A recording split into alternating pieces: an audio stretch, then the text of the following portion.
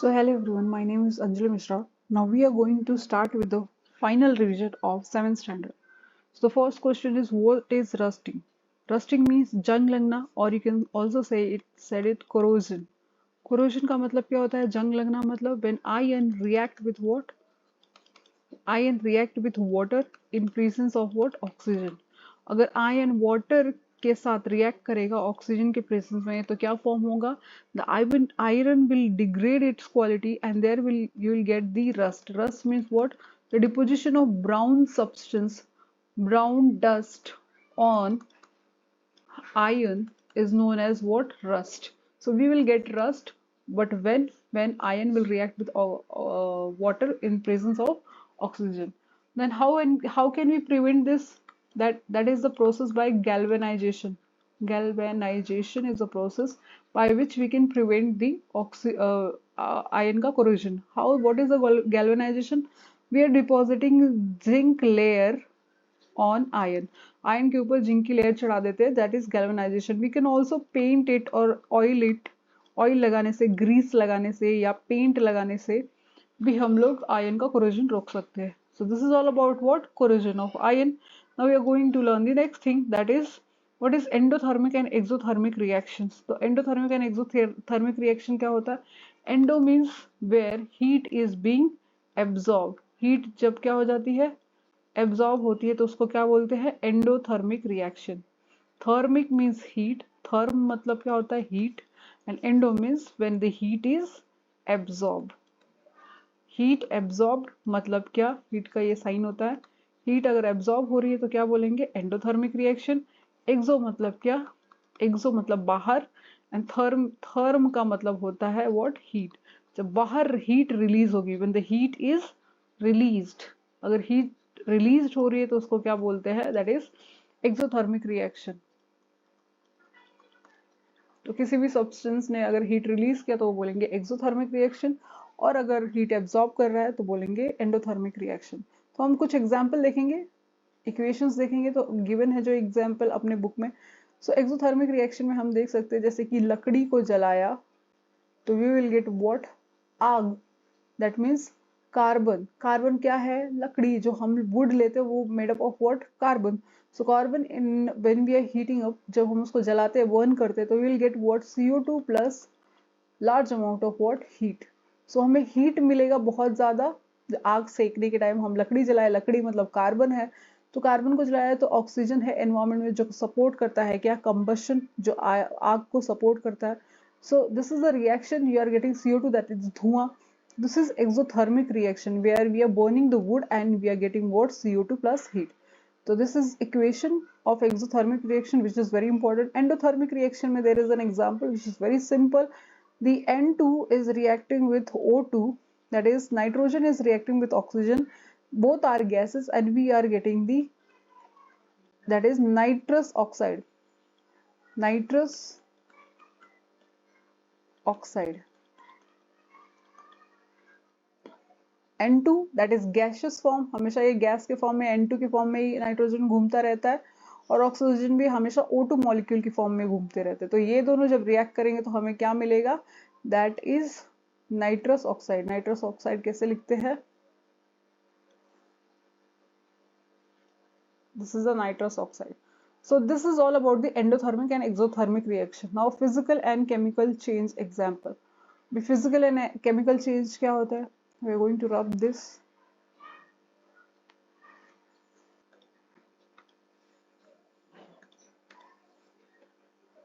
So now we are going to learn that what is the physical and what is chemical change.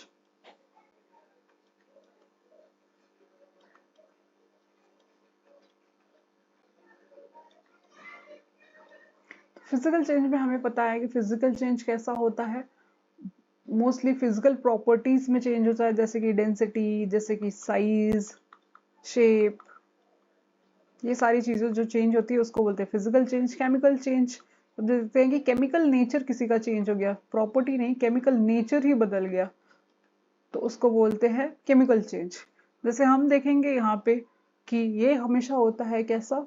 That is reversible. Physical change is mostly reversible. Sometime it is irreversible, mostly it is reversible. यहाँ पे हम देखेंगे कि एक बार chemically कोई change हो गया तो that will B irreversible. This is about difference. ये टेम्पररी होता है, ये होता है परमानेंट।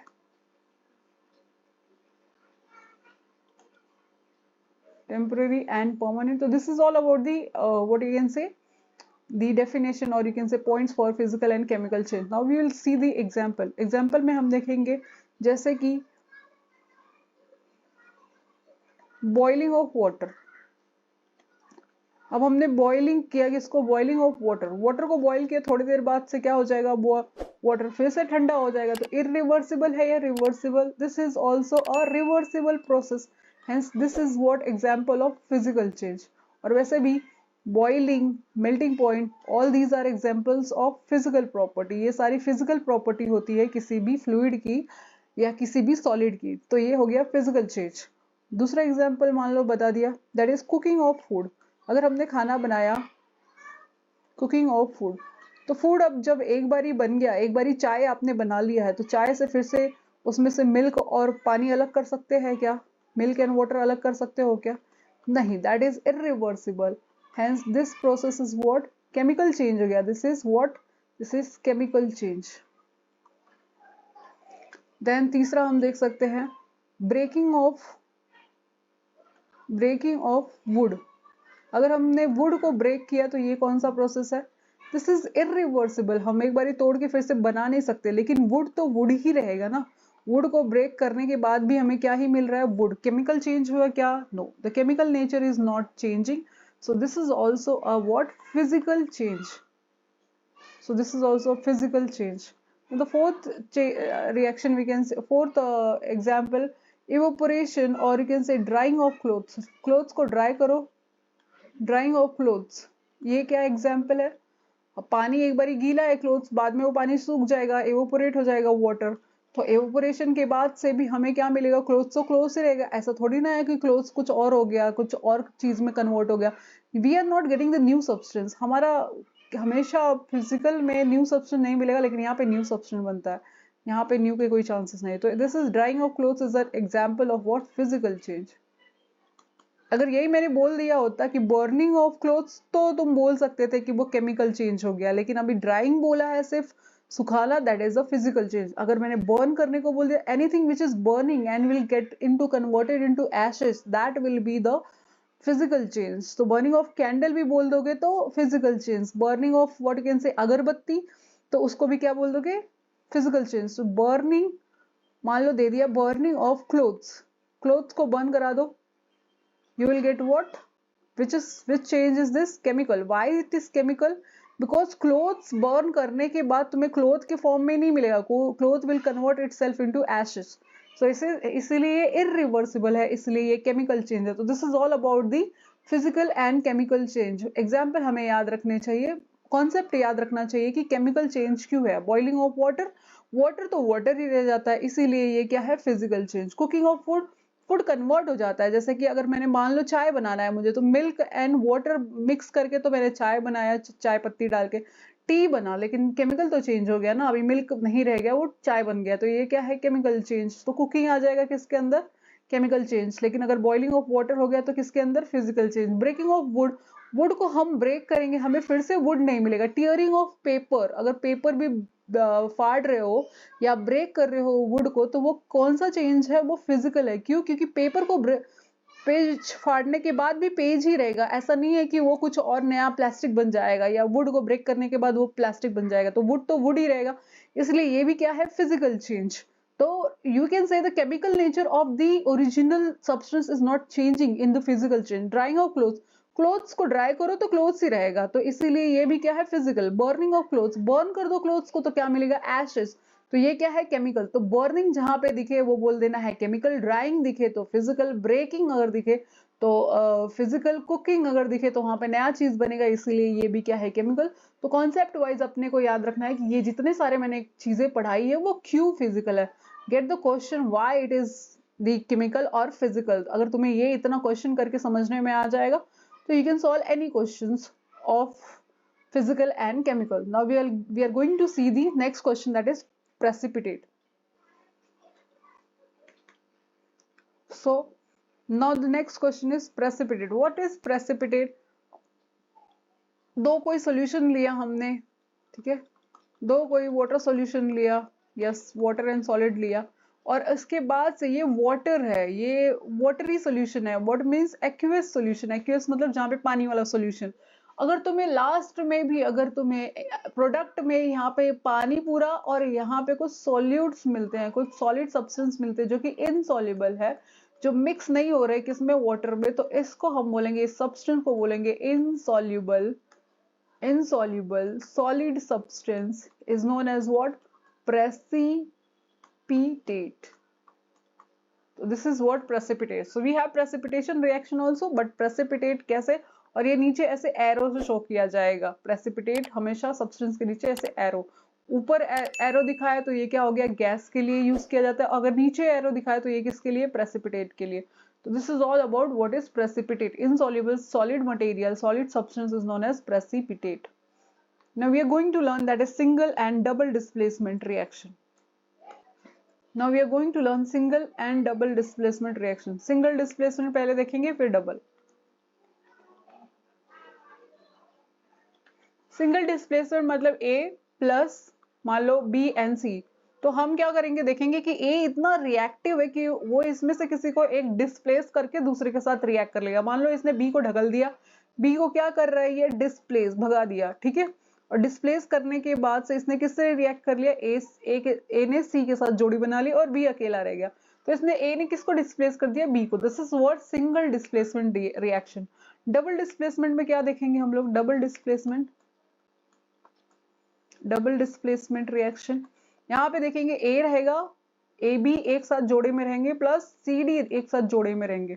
अब यहाँ पे क्या होने वाला है, यहाँ पे अगर A का पार्टनर B है और C का पार्टनर D है, तो ये लोग A वाला क्या करेगा, बोलेगा मेरे को मेरा पार्टनर नहीं चाहिए, तो ये चाहेगा, बोलेगा C को हट जा तू, और ये रिएक्ट कर लेगा किसके साथ, D के साथ. तो A ने डिस्प्लेस किया किसको, C को, और खुद जोड़ी किसके साथ बना दी, A will form its जोड़ी with D.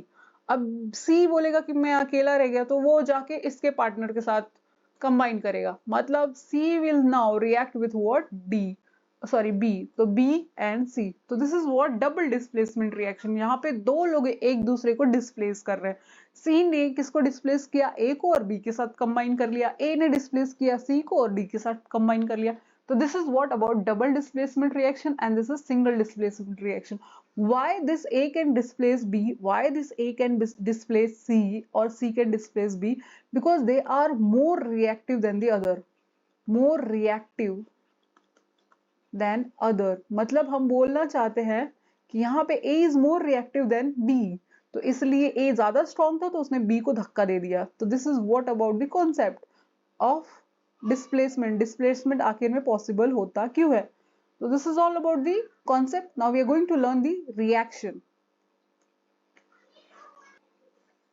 So now we are going to learn the reaction of single displacement. Single displacement में हमने देखा है that ion is reacting with what, copper sulphate, जो हमने पिछले वाले रिवीजन में भी देखा था, जहाँ पे शेविंग ब्लेड था, और हमने देखा था कि आयन का मतलब स्टील का बना होता है शेविंग ब्लेड. तो हमने देखा था कि ये ब्लू कलर का सॉल्यूशन बाद में क्या हो जाता है, ग्रीन.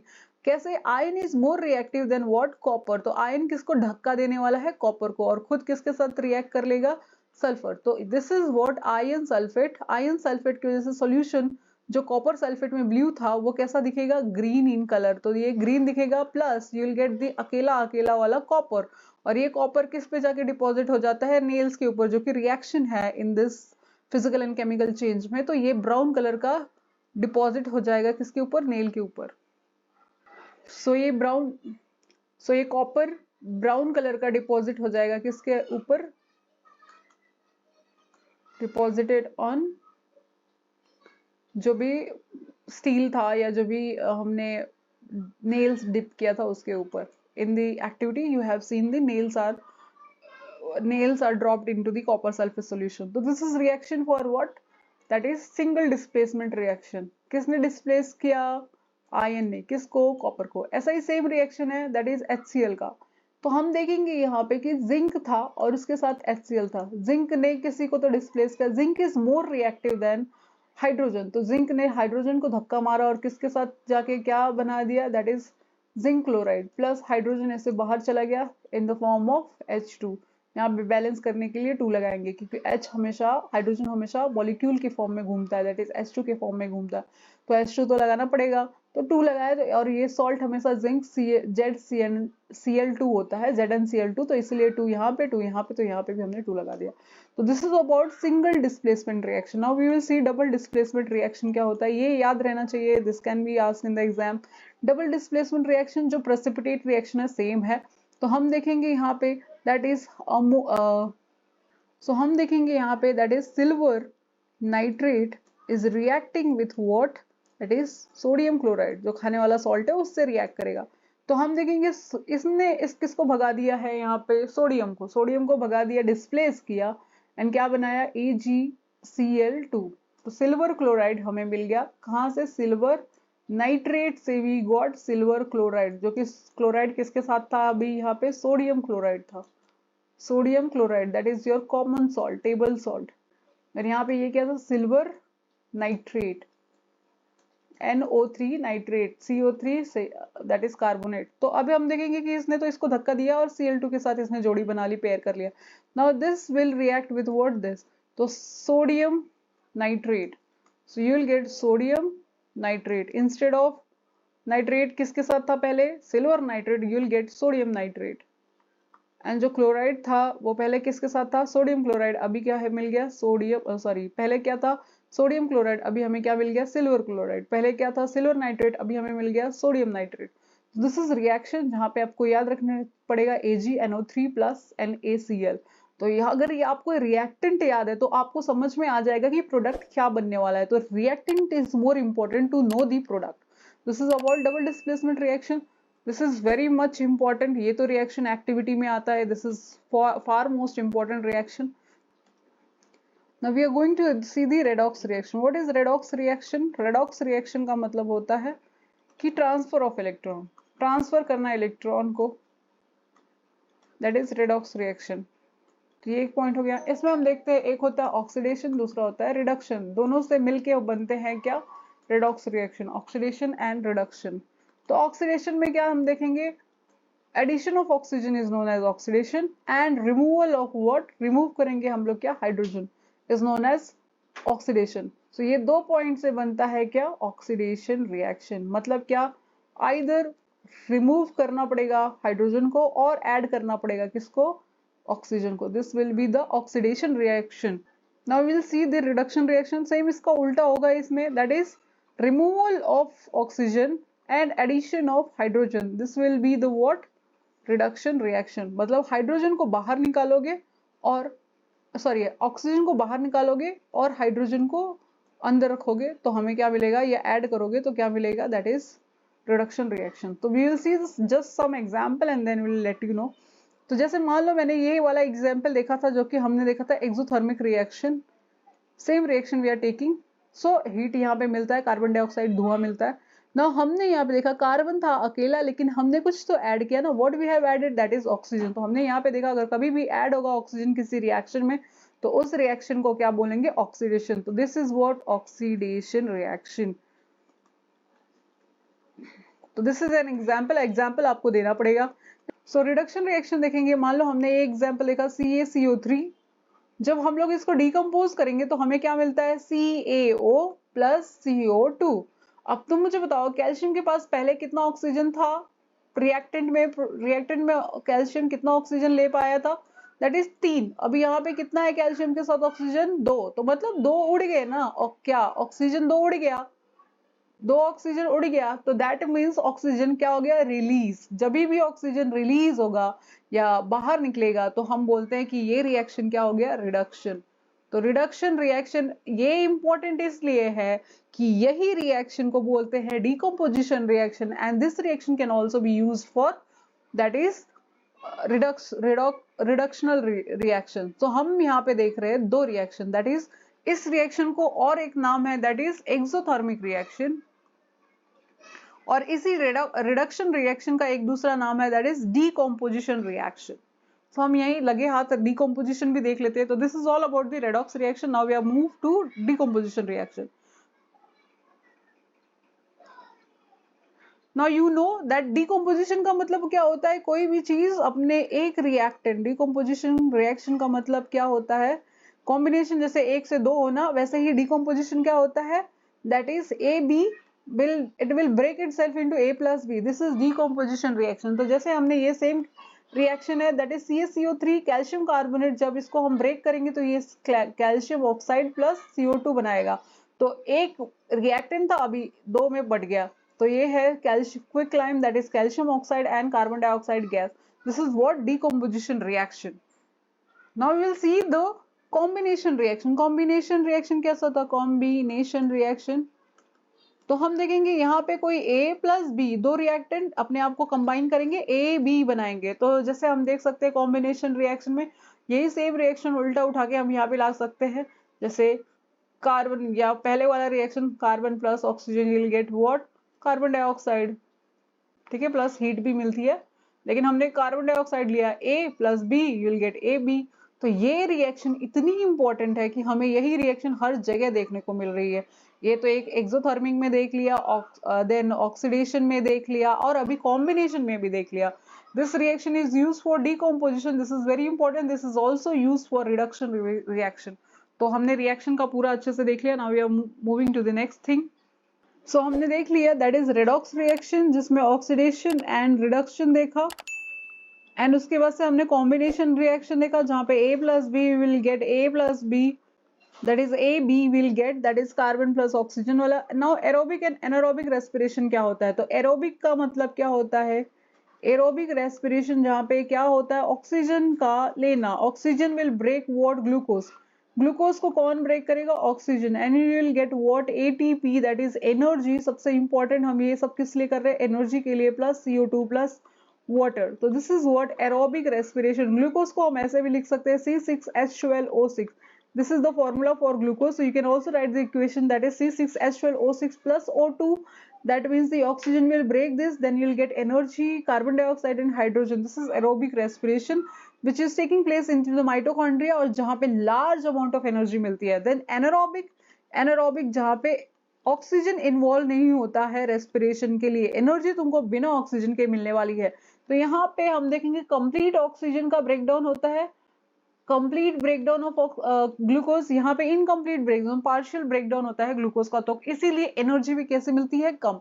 तो ग्लूकोज को बिना कोई ऑक्सीजन से हम ब्रेक करेंगे, will get energy which is very less. यहाँ पे जो एनर्जी मिलेगी वो अप्रोक्सीमेटली 36 to 38 ATP मिलती है। यहाँ पे एनर्जी कितनी मिलती है, 2 ATP which is very less, plus here we will get the byproduct that is something lactic acid in muscles, and that is ethanol। Ethanol अगर यीस्ट के अंदर हो रहा है तो इथेनॉल। तो ये सारी चीजें हमें मिल सकती है आइदर लैक्टिक एसिड और इथेनॉल, बेस्ड ऑन कहाँ पे ये एनारोबिक रेस्पिरेशन हो रहा है। तो एनारोबिक रेस्पिरेशन का सबसे बेस्ट एग्जांपल है कि मसल्स में जो होता है, जो हमारी बॉडी में होता है, दैट इज मसल्स में। तो मसल्स में क्या होता है, एनर्जी, ग्लूकोज को ब्रेक करेंगे, लेकिन ग्लूकोज ब्रेक करने के लिए ऑक्सीजन देंगे क्या, नहीं, हमारी मसल्स को बहुत एनर्जी चाहिए क्योंकि हम बहुत वर्कआउट कर रहे हैं। तो बिना ऑक्सीजन के जब एनर्जी देना पड़ेगा, ये 2 ATP के लिए इतनी मसल्स मेहनत लेते हैं और प्रोड्यूस करते हैं क्या, लैक्टिक एसिड। तो ये क्या हो जाता है, स्टोर, और 2 ATP भी मिलता है। तो स्टोर होने के बाद से इसी को क्रैम्प बोलते हैं, क्रैम्प होता है, दर्द करता है पैर, या जैसे भी हाथ से अगर वर्कआउट किया तो हाथ दर्द करेगा, नहीं तो पैर दर्द करेगा, दौड़ा दिया तो this is what anaerobic respiration which we can see in yeast and in muscles. तो मसल का बहुत ज्यादा इंपॉर्टेंट है, यीस्ट से इथेनॉल, मसल से क्या मिलता है, lactic acid, which is a part of anaerobic respiration। aerobic respiration में बहुत ज्यादा एनर्जी और ग्लूकोज को पूरा का पूरा ब्रेक करके एनर्जी मिलेगा inside the cell into the mitochondria, क्या, एरोबिक वाला। तो this is all about what is aerobic and anaerobic reaction। Now we are going to see the next topic, that is respiratory organ in different animal। so हम देखने वाले हैं that is respiratory organs in different animals। so जैसे मान लो कि हमने ले लिया birds, तो birds कैसे रिस्पायर करेंगे, लंग से, ह्यूमंस लंग से, कैट्स लंग से, बर्ड्स हो गया, एम्फीबियंस मतलब फ्रॉग, तो फ्रॉग में तो लंग्स भी होता है और क्या होता है, उसके पास स्किन भी होता है।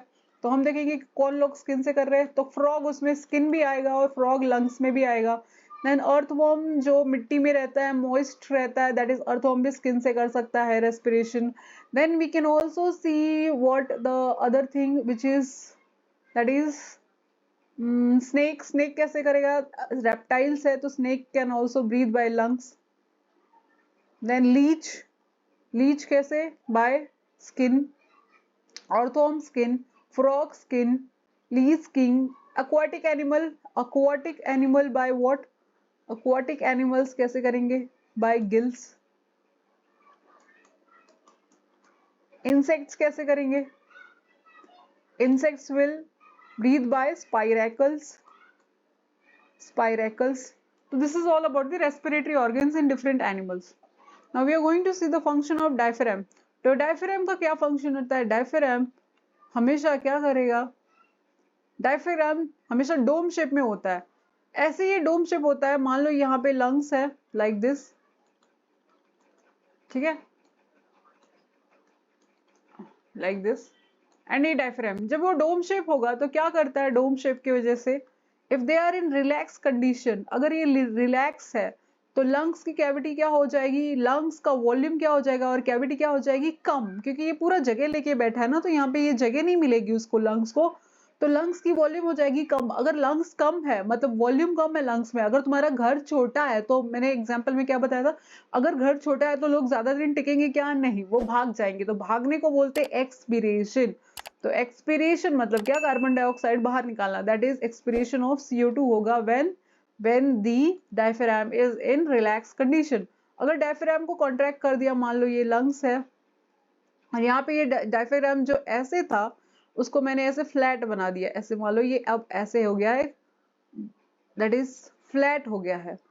पहले कैसा था इसका डायग्राम, दैट इज पहले ये रिलैक्स कंडीशन में ओरिजिनल शेप में ऐसे था, अब ये इसकी ये शेप आ गई किसकी, डायफ्राम की। तो अब तुम मुझे बताओ, अगर ये पहले इतना जगह लेता था, अब उसने इतना जगह छोड़ दिया है ना, इतना जगह तो हमारे पास बच गया है, लंग्स की कैविटी क्या हो जाएगी, जब वो कॉन्ट्रैक्ट करेगा तो क्या हो जाएगी, लंग्स का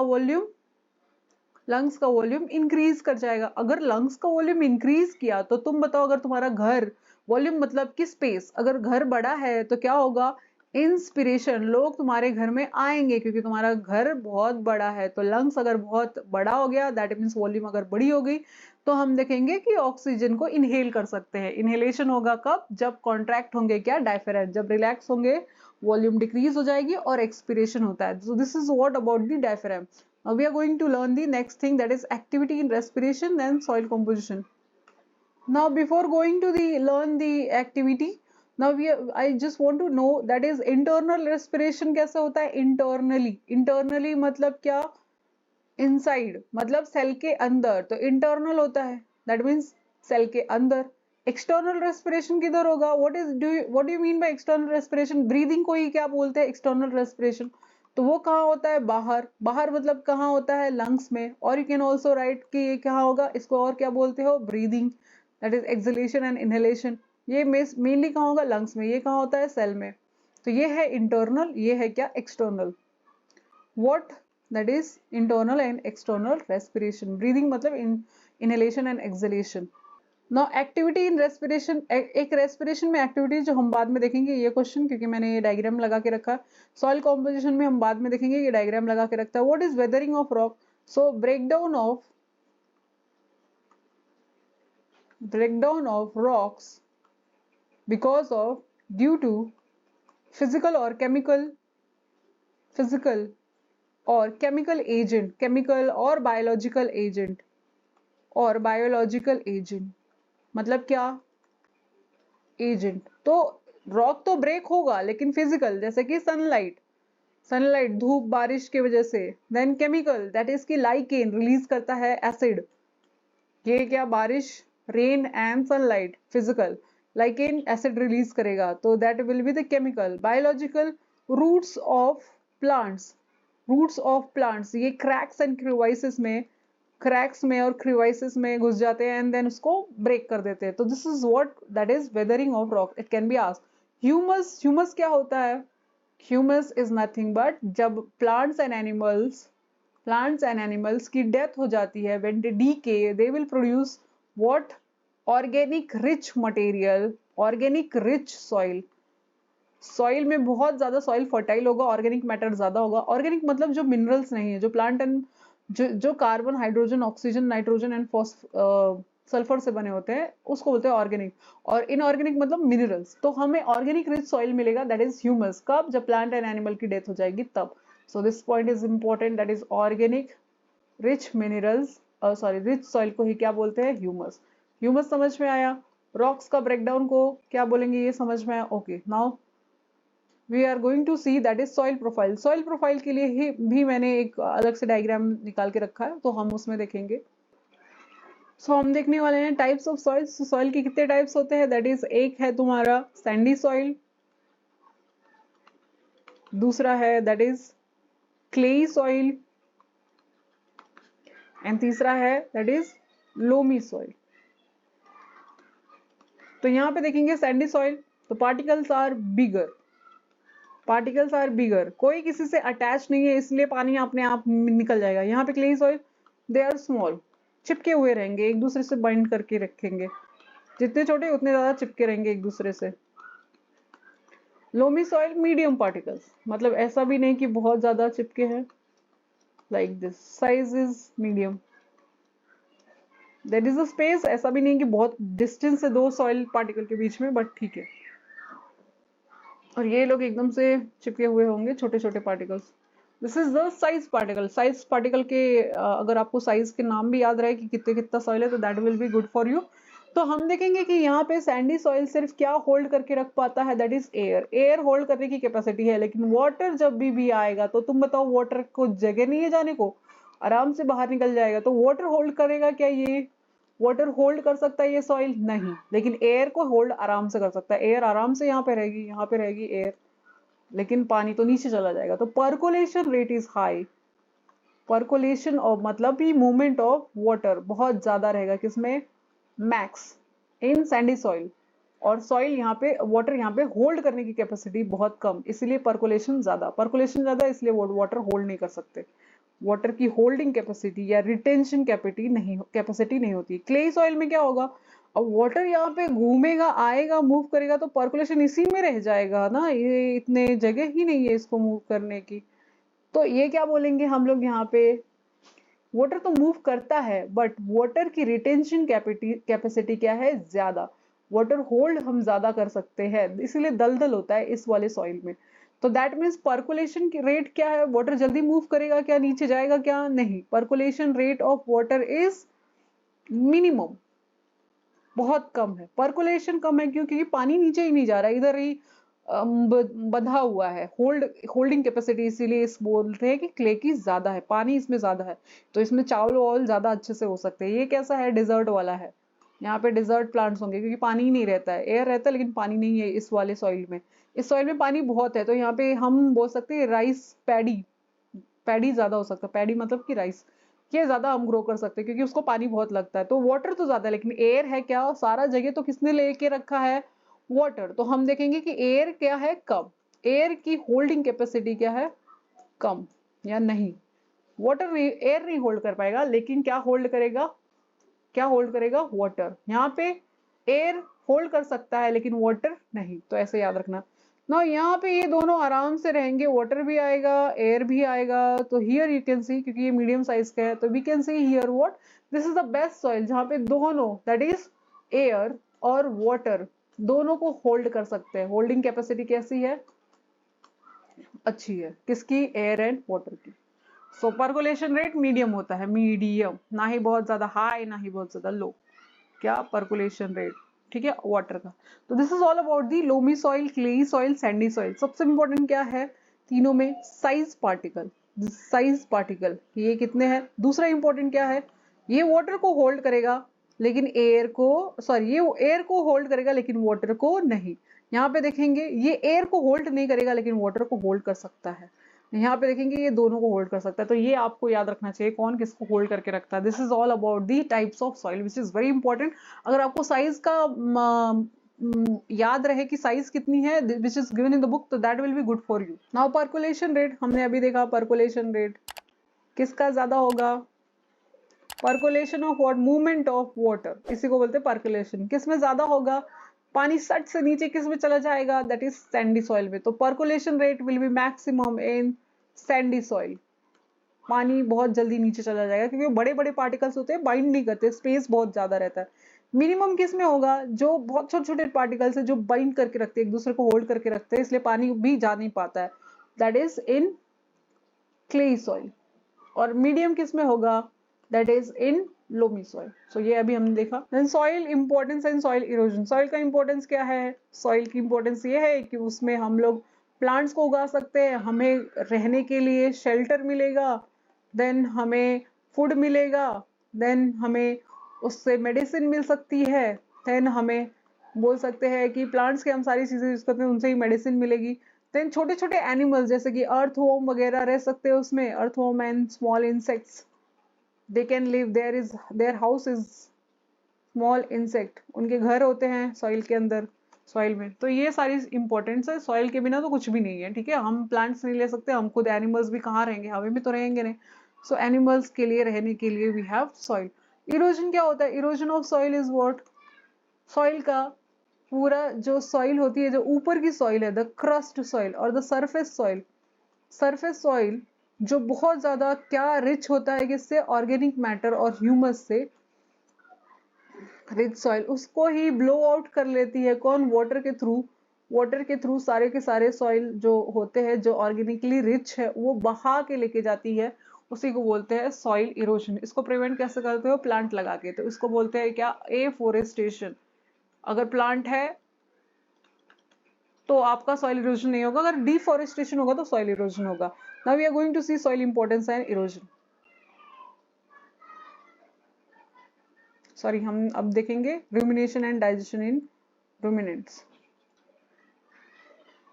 now rumination and digestion in rumination, तो रूमिनेशन का मतलब क्या होता है, rumination means the digestion in ruminants. Digestion जो होता है रूमिनेंट्स के अंदर उसको बोलते हैं, digestion in ruminants is known as, ruminants में जो डाइजेशन होता है उसको क्या बोलते हैं, रूमिनेशन। और you can say digestion in cud chewing animal, cud chewing animal वही जो जिसको बोला जाता है रूमिनेंट्स, कर्ड चीविंग एनिमल उसको बोलते हैं क्या, rumination. Then digestion in ruminants, ruminants के पास कितने स्टमक्स होते हैं, दे हैव 4 स्टमक। 4 स्टमक कैसे, एक होता है दैट इज रूमेन, देन दूसरा होता है रेटिकुलम, देन होता है ओमैसम, देन होता है एबोमैसम, एबोमैसम। तो ये 4 स्टमक होते हैं जिनके अंदर क्या होता है, उनका डाइजेशन, प्रॉपर डाइजेशन होता है 4 स्टमक के अंदर। So we are going to just see that how they are digesting the food. So we have this diagram that is rumination का। तो जो काउस होंगी वो खाना खाएंगे, खाना जैसे कि सेल्यूलोज रिच खाना रहता है उनका, ये खाने के बाद सबसे पहले वाले पेट में जाता है जिसको बोलते हैं क्या, दैट इज ल्यूमेन। तो दिस इज रूमेन, यहाँ पे खाना जाएगा, यहाँ पे आधा डाइजेस्ट हो जाता है खाना जिसको बोलते हैं पार्शियली डाइजेस्टेड फूड, जिसको बोलते हैं कर्ड। तो रूमेन में जाने के बाद that is what is cud, partially digested food is known as what, cud. अब ये कर्ड किस में जाएगा, ये इस स्टमक से निकल के किधर जाएगा, इस तरफ जाएगा, दिस इज रेटिकुलम, यहाँ पे जाएगा। अब ये खाना यहाँ पे गया, यहाँ से कहाँ जाएगा, अच्छा वो आगे है ना, सो दैट अब ये कहाँ जाएगा, back to the mouth, mouth में अगेन सेकेंड टाइम। एक तो खाना जब पहली बार खाया तब माउथ में था, this is the second time the खाना मुंह में जाएगा। फिर उसके बाद से वो फिर से वापस यहाँ पे, ये लोग काफी देर तक कडिंग करते रहते हैं, ठीक है। तो कडिंग करने के बाद से ये खाना किधर जाएगा, that is into the third chamber, that is omasum. तो यहाँ पे खाना जाएगा थोड़ी देर के लिए, फिर ओमैसम से कहाँ जाएगा, दैट इज एब ओमैसम। इसे बोलते हैं ट्रू स्टमक, किसको, एब ओमैसम को। तो this is all about what, that is digestion in ruminants. फिर कहाँ जाएगा, फिर खाना जाएगा इनटू दिस इंटेस्टाइन, इंटेस्टाइन से रेक्टम एंड रेक्टम से बाहर। तो this is all about the process. तो पहले हम क्या देखेंगे कि खाना इन लोगों ने क्या किया, swallow, they have swallowed the food, food को चीव नहीं किया, जल्दी से घोट लिया। घोटने के बाद कहाँ पे ये घोटने का काम चल रहा है, माउथ में, माउथ से स्वेलो किया फूड को, फूड कहाँ गया, दैट इज रूमेन। रूमेन में क्या बना, कर्ड, पार्शली डाइजेस्टेड फूड। फिर वो कहाँ गया, रेटिकुलम, रेटिकुलम जो पास होता है मुंह के, दैट इज उसमें से जाएगा। फिर back to the what, back to the mouth, mouth में again second time, and then second time mouth में जाने के बाद से फिर ये कडिंग चलती रहेगी बहुत देर तक। क्या चलेगा, कडिंग, सेकेंड टाइम जब वो माउथ में जाएगा फूड तब। फिर वो कडिंग के बाद से कहाँ जाएगा, दैट इज ओमैसम, थर्ड चेम्बर में। This is first chamber, this is second chamber, this is the third chamber. Third chamber में से वो कहाँ जाएगा, that is reticulum, that is fourth chamber,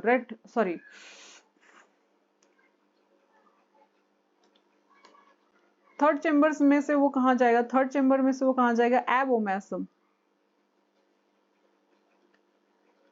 fourth chamber जिसको बोलते हैं ट्रू स्टमक, जहाँ पे डाइजेस्टिव जूसेस रिलीज होती हैं।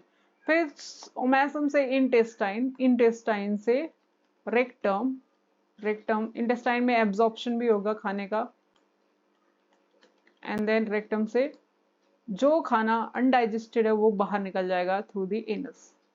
यहाँ पे स्टोर होगा, टेम्परेरी स्टोर होगा क्या, अनडाइजेस्टेड फूड, इंटेस्टाइन में निकल जाएगा। तो this is all about the digestion कैसे चलता है। और यहाँ पे एक सीकम होता है जिसके अंदर क्या होती है, सेलुलोज डाइजेस्टिंग बैक्टीरिया, जो सेलुलोज को खाने का काम करेंगे। तो this is all about what, that is rumination और डाइजेशन इन, रुमिनेशन को ही क्या बोलते हैं, डाइजेशन इन कैटल्स और इन रुमिनेंट्स।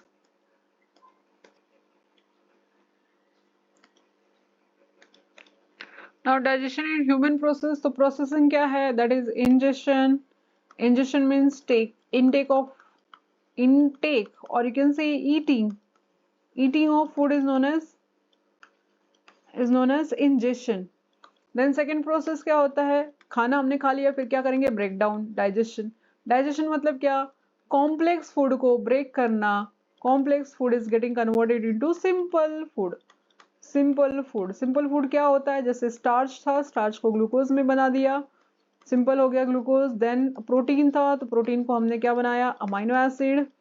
देन फैट था तो फैट को हमने क्या ब्रेक किया, फैटी एसिड।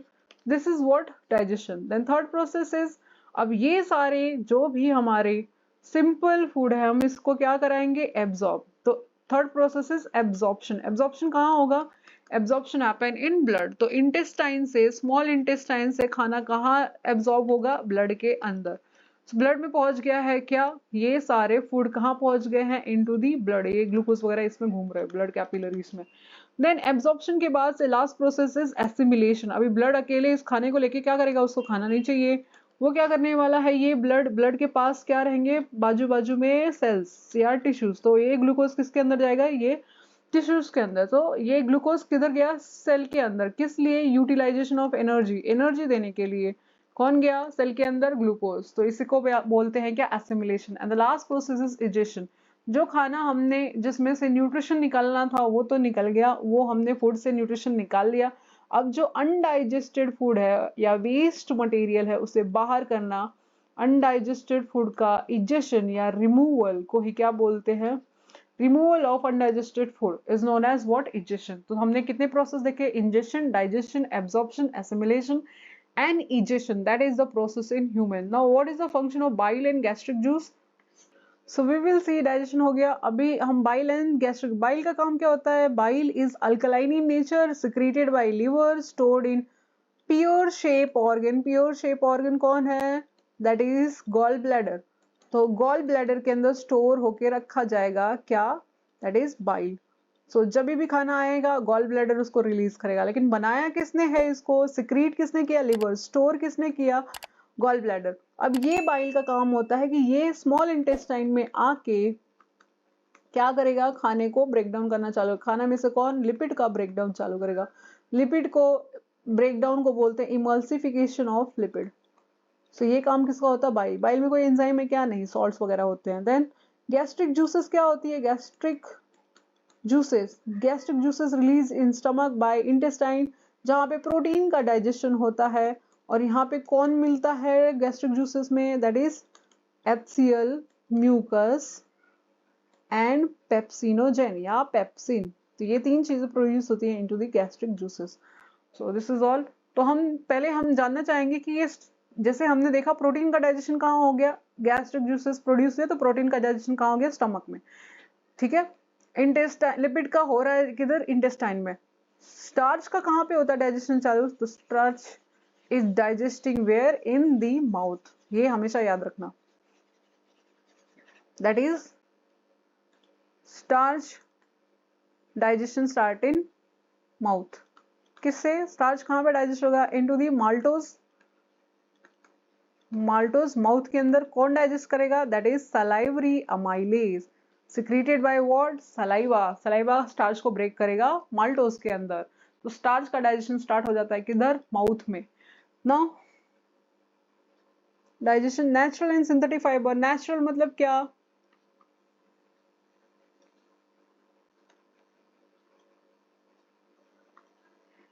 नेचुरल मतलब होता है जो प्लांट एंड एनिमल से मिले, जैसे कि सिल्क, कॉटन, जूट एक्सेट्रा, ये क्या है, नेचुरल। सिंथेटिक फाइबर क्या, जैसे कि polyester, nylon etcetera. Then silk type and sheep, तो जैसे सिल्क शीप है, नाली, ठीक है, etcetera. Then type Munga silk, then tussar silk, then kosa silk, ये क्या है, सिल्क के type. Now we are going to see life cycle, life cycle of, तो लाइफ साइकिल कैसा होता है, पहले एग, एग से क्या बनेगा, egg of what, silkworm, then caterpillar, रेंगने वाले जो बहुत ज्यादा क्या खाएंगे, मलबेरी लीव्स, यही खाते हैं, leaves of mulberry.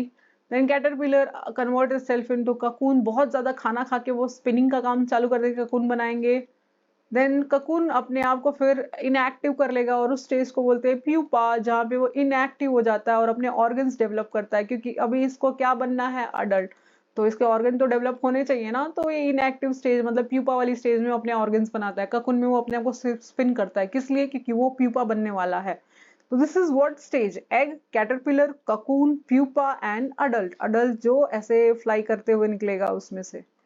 This is looking like butterfly but it is very ugly, butterfly सुंदर होती है, ये नहीं, दैट इज व्हाट मॉथ इसको बोलते हैं। देन वुल प्रोडक्शन, वुल प्रोडक्शन में हमने देखा था कि पहले हम लोग वुल को क्या करेंगे, फ्लीसिंग करेंगे, फ्लीस मतलब क्या होता है, what do mean by fleece, मतलब फ्लीस, फ्लीस का मतलब क्या होता है, हेयर्स का, हेयर, तो हम पहले बोलेंगे शेयरिंग, शेयरिंग मतलब क्या, रिमूवल ऑफ हेयर, पहले तो हेयर को रिमूव करो शिप की बॉडी से, रिमूवल ऑफ हेयर। देन दूसरा हम लोग क्या करेंगे, इस हेयर को हम लोग वॉश करेंगे, तो वॉशिंग को क्या बोलते हैं, washing of hair, washing of hair को हम लोग क्या बोलते हैं, शेयरिंग। देन स्क्राउटिंग, स्क्राउटिंग कुछ बोलते हैं, second process that is wash करो, पहले रिमूव फिर वॉश। थर्ड प्रोसेस क्या होगा, इसको ग्रेड करो, ग्रेडिंग एंड शॉर्टिंग, सॉर्टिंग मतलब कि अच्छा क्वालिटी बुरा क्वालिटी देख के, लेंथ वगैरह देख के इसको सॉर्ट आउट करो, एंड बाद में इसको कलर दे सकते हो, डाई करो, डाइंग, कलरिंग और डाइंग, एंड फिर उसको रील कर सकते हो, फिफ्थ दैट इज रील, सब कुछ अच्छा सुंदर मुंदर बना के उसको रील करेंगे, डाई वाई करके कलरफुल बना के। तो हम देखेंगे प्रोसेस क्या क्या था, तो first is removal of hair, this is what, shearing, पहला प्रोसेस क्या है, शेयरिंग, जहां पे हम हेयर्स को रिमूव करेंगे। दूसरा वॉश करेंगे उस हेयर को जिसको बोलते हैं स्क्राउटिंग। तीसरा उसको सॉर्ट आउट करेंगे, उसका लेंथ वेंथ देख के उसको ग्रेडिंग एंड सॉर्टिंग करेंगे कि कौन सा अच्छा है कौन सा खराब है, फिर अच्छे वाले पे हम लोग कलर लगाएंगे, कलर को क्या बोलते हैं, डाइंग, एंड देन उसके बाद से उसको रील में बना देंगे, that is what the wool का प्रोडक्शन, ये ऐसे होता है।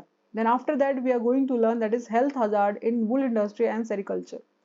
सो we will see the health hazard in wool industry and sericulture. तो वुल इंडस्ट्री में हम देखेंगे जब कॉटन वॉटन बनाते हैं, इंडस्ट्री, वुल इंडस्ट्री में हम देखेंगे कि एंथ्रेक्स होने के चांसेस ज्यादा होते हैं, बाय बैक्टीरिया बैसिलस एंथ्रेसिस, जिसको और भी बोलते हैं सॉर्टर डिसीज। देन सेरिकल्चर में हम देखेंगे, सेरिकल्चर में वो बॉइलिंग करते वक्त कुकुन को हमको क्या हो सकता है, दैट इज अस्थमा, अस्थमा और ब्रोंकाइटिस। ब्रोंकाइटिस क्या होता है, दैट इज ट्रैकिया या ब्रोंकियोल्स का इन्फ्लेमेशन, दैट इज ब्रोंकाइटिस। तो सेरिकल्चर के टाइम पे ये हो सकता है, इन वुड इंडस्ट्रीज पे सॉटर डिसीज दैट इज एंथ्रैक्स की प्रोबेबिलिटी ज्यादा होती है। तो हेल्थ हजार्ड तो है, तो दैट यू कैन सी, और तुम लोग अपने बुक से पढ़ सकते हो, that is very lengthy. Then saprophytic, insectivorous, parasitic, symbiotic plants क्या होते हैं और इनके एग्जाम्पल क्या है?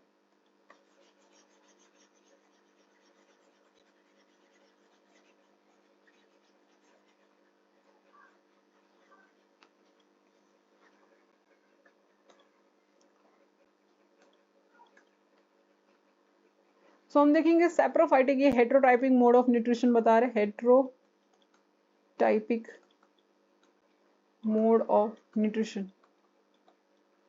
हेट्रोटाइपिक मोड में हम देखेंगे सेप्रोफाइटिक क्या होते हैं। सेप्रोफाइटिक मतलब जो सेप्रोटाइप्स टाइपिक वो होते हैं जो डेड एंड डिकेइंग प्लांट्स के ऊपर फीड करते हैं, डेड एंड डिकेइंग फूड खाते हैं, decaying. Example is decaying material पे फीड करते हैं। Example is bread mould, that is rhizopus. Then second is insectivorous, जो इंसेक्ट्स खाते हैं। क्यों खाते हैं इंसेक्ट? क्योंकि उनको नाइट्रोजन की डेफिशिएंसी होती है, नाइट्रोजन की डेफिशिएंसी होती है, नाइट्रोजन नहीं होता है इनके पास, तो ये इंसेक्ट करने का काम करते हैं। जैसे कि एग्जाम्पल इज पिचर प्लांट या fly, Venus fly trap plant, pitcher plant etcetera. Then तीसरा that is parasitic, parasitic plant. Parasitic मतलब क्या? पैरासाइटिक प्लांट वो प्लांट जहां पे एक होता है होस्ट जो खाना प्रोवाइड करता है, जो फूड प्रोवाइड करेगा उसको क्या बोलते हो? फूड प्रोवाइड करने वाले को क्या बोलोगे? जो खाना बनाए देगा उसको, उसको बोलोगे होस्ट। दूसरा होता है दैट इज पैरासाइट। पैरासाइट कौन होता है? जो खाना लेता है, who depend on host for what? For food, that is known as parasite. तो there are two person, that is host जो खाना देगा and parasite जो उसका खाना लेगा। जैसे ये है प्लांट, ठीक है, ये प्लांट है मान लो। इस प्लांट में क्या हम देखेंगे? we will see some Cuscuta, आम्र बेल बोलते हैं उसको कुछ ऐसे।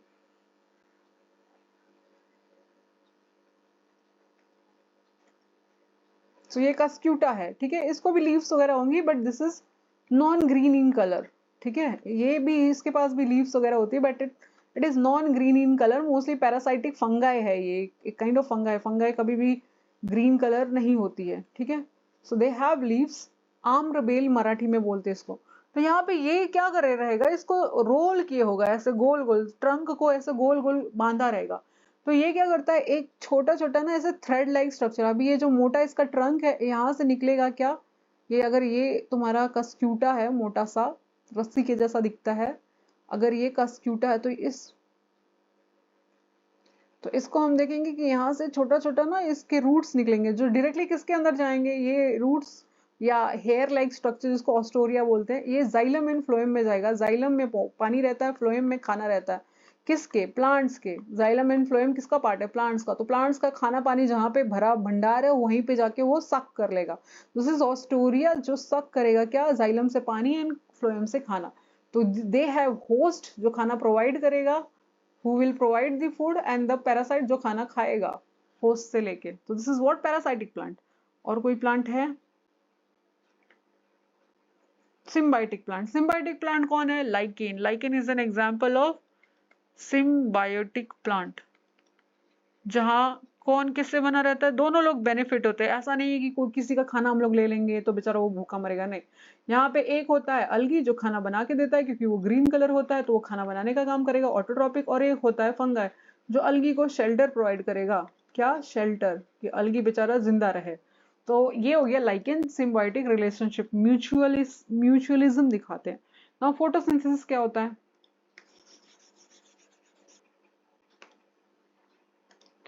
तो last point that is photosynthesis. Photosynthesis मतलब क्या? When plant prepared its food in the presence of raw material. Raw material क्या होगा? Carbon dioxide plus water in the presence of sunlight with the help of chlorophyll, that is green pigment, it will prepare its food. Food क्या होगा? That is glucose. तो plant mainly क्या किसके लिए photosynthesis कर रहा है? सिर्फ ग्लूकोज बनाने के लिए, लेकिन उसका एक मेन इंपॉर्टेंट बाय प्रोडक्ट, ये this is the main product, by product एक बन जाता है, दैट इज ऑक्सीजन। तो हम जो यूज करते हैं ऑक्सीजन, ये तो हमारे लिए बनाया है, ये तो प्लांट को चाहिए भी नहीं। प्लांट ने फोटोसिंथेसिस क्यों कराई है? ये क्लोरोफिल ने ये इतनी मेहनत क्यों उठाई है सनलाइट को ट्रैप करके? कि अपने लिए क्या बनाते हैं? खाना, दैट इज ग्लूकोज, जो कि वो अपने लिए रखे रहते हैं कि बाद में खा लेंगे जब जरूरत पड़ेगी, एनर्जी प्रोड्यूस कर लेंगे। किससे? ग्लूकोज से। लेकिन उनके साथ इसी प्रोसेस में एक चीज बाय प्रोडक्ट रिलीज होता है, that is by product release होगा, जो कि क्या बोलेंगे? ग्लूकोज। तो हम ये ग्लूकोज को अपने सॉरी जो कि जिसको बोलेंगे ऑक्सीजन, तो ये ऑक्सीजन हमारे लिए यूज होता है, ह्यूमंस के लिए और एनिमल्स के लिए हम ऑक्सीजन लेंगे, ठीक है, हम यूज करते हैं। This is by product. Main product is what? This is the main product for plants, that is what? Chlorophyll, sorry, this is what? Photosynthesis. Now there is a concept of stomata which I have not given here, but stomata भी समझ लो तो ज़्यादा अच्छा रहेगा। Stomata is what? It is a pores on leaves. Leaves के ऊपर छोटे छोटे pores होते हैं जो क्या काम करेंगे? Exchange of gases. तो exchange of gases is possible किसका? CO2 का, NO2 का। This is the functioning of stomata. और इसकी वजह से ट्रांसपिरेशन भी होता है, that means loss of water in the form of water vapour, water in the form of gas will release out through this pore. This is what the function of stomata. कहाँ पे मिलेगा? Leaves पे। Then stem पे क्या होता है? Stem से भी रेस्पिरेशन होता है, जहाँ पे होते हैं छोटे छोटे पोर्स, जो स्मॉल पोर्स, जिसका नाम क्या है? Small pores on stem, that is lenticels. Lenticels. So lenticels is the name of what? Pores present on stem. So this is what about the what you can say कि दो जगह पे कहाँ होते हैं? रेस्पिरेशन कैसे होता है? एक्सचेंज ऑफ गैसेस कैसे होता है? यहाँ पे एक्सचेंज ऑफ गैसेस कैसे होगा? स्टेम में लेंटिसेल्स, यहाँ पे कैसे होगा? Stomata. This is all about the chapter 1 and the other chapter. Now we are going to just read the जो भी मैंने अभी स्टिक किया है डायग्राम में। That is, this diagram is for composition और constituent of soil. Soil में क्या क्या चीजें हैं? तो सबसे ज्यादा क्या है? That is mineral particle 45%, and then 25% air, 25% water, then 10% sorry 5% क्या है? ऑर्गेनिक मैटर, जिसमें रूट्स, ह्यूमस, ऑर्गेनिज्म सब कुछ आ जाएगा। तो मैक्सिमम क्या मिलेगा? Maximum minerals, minimum organic matter. कहाँ पे? That is in soil. Composition of soil में ये इंपॉर्टेंट है, मैक्सिमम क्या है और मिनिमम क्या है। Then second paragraph, that is, ये तो हमने पढ़ लिया है कैसे होता है digestion in ruminants, that is rumination देख लिया, कॉम्पोजिशन ऑफ सॉइल देख लिया। सॉइल लेयर्स, तो ये पूछा जाएगा ऑर्गेनिक लेयर में क्या है? सरफेस क्या है? बी सॉइल, बी क्या है? सी क्या है? एनआर क्या है? तो ओ फॉर ऑर्गेनिक, ऑर्गेनिक में ऑर्गेनिक मैटर होगा जो प्लांट एंड एनिमल डेड होंगे तो उनको बोलेंगे ह्यूमस। तो यहाँ पे मिलेगा क्या? Humus in the first layer, that is organic matter में, ओ सरफेस में। देन ए में क्या होगा? ए वाले लेयर में organic matter mix with mineral.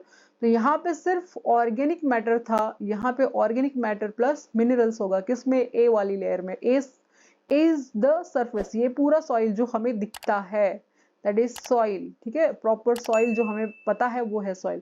ये जो गड्ढे खोदते हैं ना हम लोग, उसके बाद से बी वाला हमें एरिया मिलेगा, that is known as sub soil. तो O is organic, B is sorry A is surface, B is sub soil. So यहाँ पे सैंड, सिल्ट, क्ले, थोड़े बड़े पत्थर वत्थर सब मिलेंगे ज्यादा अगर हम अंदर तक डिग करेंगे सॉइल को। तो ए इज सरफेस, जहां पे हम लोग खेती वेती कर सकते हैं, दैट इज सरफेस, ठीक है। एंड देन सब सॉइल जब हम डिग करेंगे, तालाब वाला बनाएंगे, तो mixture of sand, clay, silt मिलेगा, सब सॉइल मिलेगा। Then last is the parent rock, जिसको बोलते हैं क्या? Substratum. And the last is the bedrock, that is unweathered parent material. Bedrock इसको बोलेंगे जो जैसे कि जो बहुत ही ह्यूज रॉक्स होगा, जो टूटेगा उसको बोलेंगे पेरेंट्स। और इसी पेरेंट रॉक के ये सारे समझ लो बच्चे हैं जो कि सॉइल बन गए हैं, ठीक है। तो this is all about the layers of soil, जिसमें हम देखेंगे last is bedrock, C is substratum, B is subsoil, then A is surface and O is organic. ये तो मेन सॉइल है, ऑर्गेनिक पहला एंड सरफेस जो हमारे खेती वेती तक आता है। सरफेस सरफेस ही बोलोगे, सरफेस पे ही तो रहता है, उसके नीचे वाला सब सॉइल, लास्ट वाला substratum and then last is the bedrock. तो this is what the soil layers. Now the next thing is breathing. तो हमने ये पहले ही देख लिया है कि अगर एक्सहेलेशन करानी है तो वॉल्यूम क्या हो गई, कम।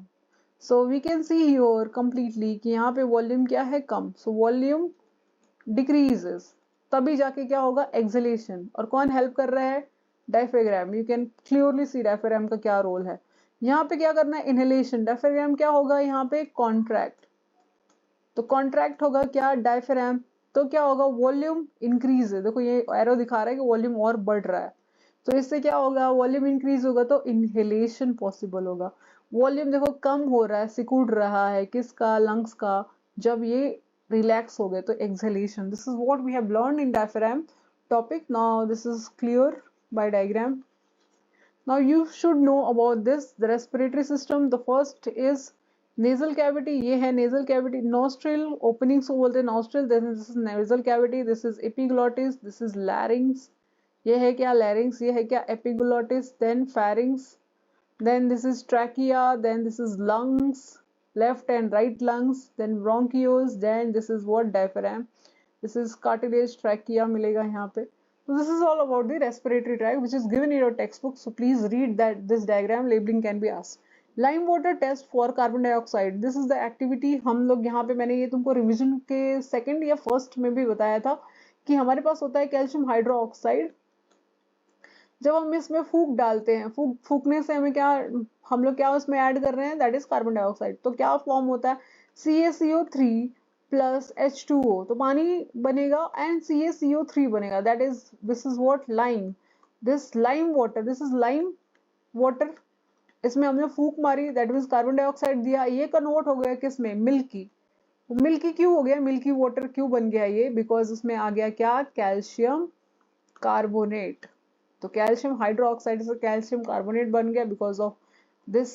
तो इससे हमें पता चलता है कि इस टेस्ट से हमें क्या पता चलता है कि हमारे फूक के अंदर, मतलब when we exhale, what we have, exhalation के लिए, when we exhale, during our exhalation और expiration, we release what, CO2. CO2 is released out. ये CO2 कहाँ से आया, ये CO2 कहाँ से आया, जब हमने क्या किया, एक्सहेलेशन। एक्सहेलेशन ऑफ, जब हम मुंह से फूक लगाई तो हमने CO2 रिलीज किया। तो this is what, this is showing, this activity is showing that how this CO2 is being released when you exhale. And the next is this activity. This activity is very important, that as you can see here. तो हम देखेंगे कि ये balloon किसको दिखा रहे हैं, balloon मतलब क्या, दैट इज योर लंग्स। फिर हम देखेंगे कि यहाँ पे ये वाई शेप जो है, वाई शेप ट्यूब, ये क्या दिखा रही है, that is trachea and bronchioles.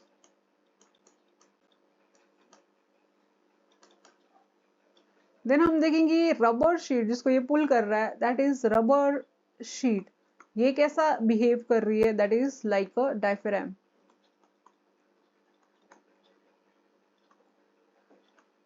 देन हम देखेंगे कि यहाँ पे ये लोग कर क्या रहे हैं, जब इसने रबर शीट को पुल किया, मतलब क्या, कॉन्ट्रैक्शन ऑफ डायफ्राम। जब रबर शीट को पुल किया तो कैविटी में क्या हो गया, volume, volume in this jar increases. Volume अगर इंक्रीज होगी तो लंग्स में एयर ज्यादा हो जाएंगे और एयर किसमें फिल हो जाएंगे, बलून्स में। सो बलून एक्सपांड हो जाएगा, एक्सपांड कब, जब हमने कॉन्ट्रैक्शन कराया। और अगर हमने छोड़ दिया ऐसे किसको, रबर शीट को जब छोड़ दिया तो रबर शीट रिलैक्स मोड पे पहुंच गए। When we left that rubber sheet, relaxation हो गया किसका, डायफ्राम का, रिलैक्सेशन ऑफ डायफ्राम और रबर शीट। तब क्या होगा, वॉल्यूम डिक्रीजेस, मतलब air in the volume also decreases. तो फिर एयर बाहर निकलेंगी, पुश करेंगी एयर। ये एयर यहाँ पे जो भरी पड़ी है जार में, वो पुश करेंगी, और पुश करेंगे किसको, जो बलून्स है, मतलब लंग्स में से एयर को बाहर निकालेंगे। तो लंग्स से क्या होगा, एक्सपिरेशन। तो एक्सपिरेशन कैन बी सीन। तो हमें जस्ट बताना है कि बलून के साथ क्या हो रहा है। बलून कब एक्सपांड किया, कब उसका साइज इंक्रीज हुआ और कब डिक्रीज हुआ। कैसे बताओगे ये साइज बलून के ऊपर इफेक्ट कैसे पड़ रहा है, रबर शीट का क्या इम्पैक्ट है, रबर शीट का क्या इम्पैक्ट है on balloons, that means diaphragm का क्या इम्पैक्ट है on lungs. This is all about this activity, you can read in the book.